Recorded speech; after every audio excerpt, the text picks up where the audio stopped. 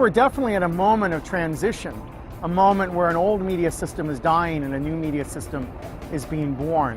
An era when spectatorial culture is giving way to participatory culture, where a society based on a small number of companies controlling the storytelling apparatus is giving way to a much more complex mediascape where average citizens have the ability to seize control over the media technology and tell their own stories in powerful new ways.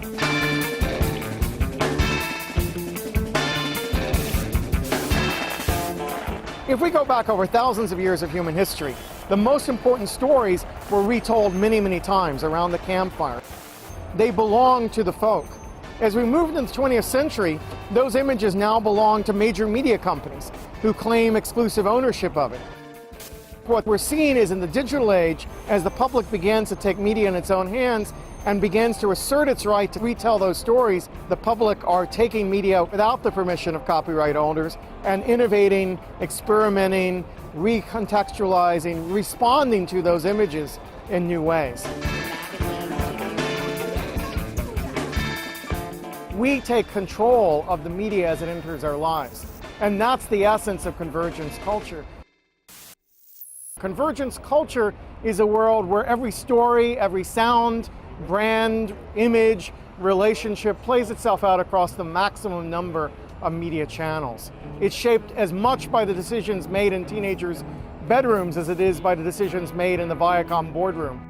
So a discussion list online or a Wikipedia function according to collective intelligence, where the group as a whole can put together knowledge in a more complex way than any individual member is capable of doing. We are developing technologies around collective intelligence which allow us to monitor government-produced data in ways that would have been impossible before. We're seeing human rights activists taking videos recorded by torturers and turning them around and using them to call attention to the role of torture around the planet.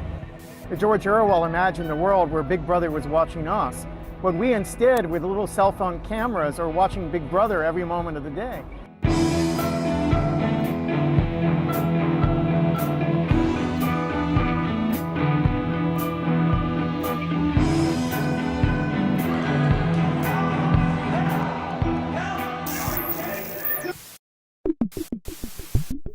In a transmedia project, the story or experience is spread across a variety of media platforms, not in a way that's redundant, but rather in a way that's complementary, so that each platform contributes what it does best.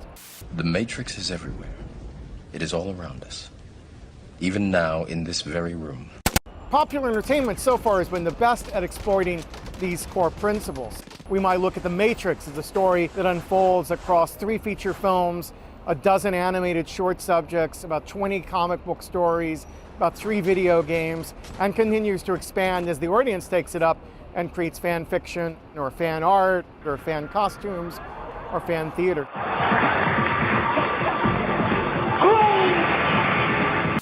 The advantage a documentary filmmaker has is that we're already depicting a world.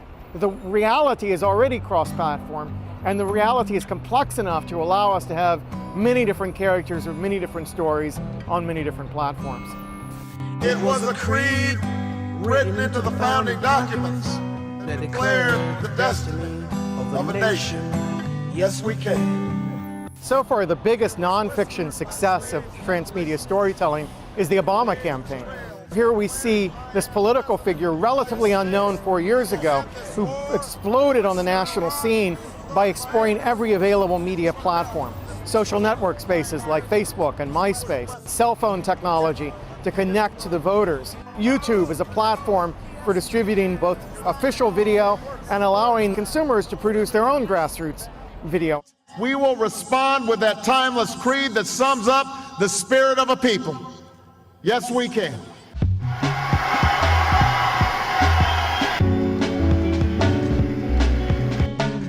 A world governed by principles of participatory culture has the potential to be much more diverse than a world controlled by a small number of media producers.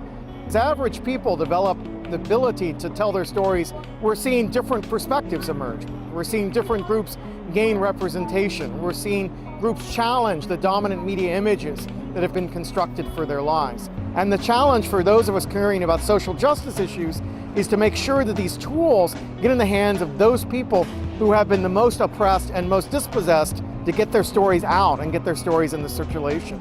As we expand who has the power to tell stories, we have the potential for stories to grab our imagination, to touch our hearts, that come not from the entertainment infrastructure, but from some average citizen out there whose reality's never been depicted on the screen before. And I think that's the real excitement of our present moment of media change.